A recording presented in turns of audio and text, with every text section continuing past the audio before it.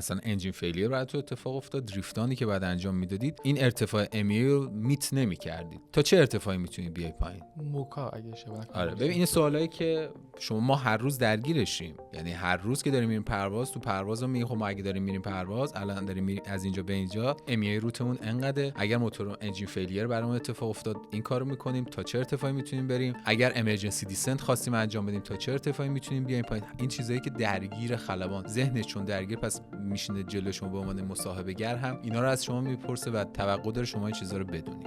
رایج ترین اشتباهایی که خلبانا مرتکب میشن به نظرتون که خب نباید مرتکب بشن و راهکارش به نظرتون چیه؟ ببین اگر خلبانی بدونه داره اشتباه میکنه، یعنی اشتباه کرد، بفهمه اشتباه کرد، بعد بره خودش رو درست میکنه. ولی یه سری چیزا، یک سری اشتباهات از سر عدم آگاهیه. این عدم آگاهی هم ممکنه کم درس خوندن باشه، ممکنه حال بد باشه. خلبان باید همیشه فیت تو فلایت باشه.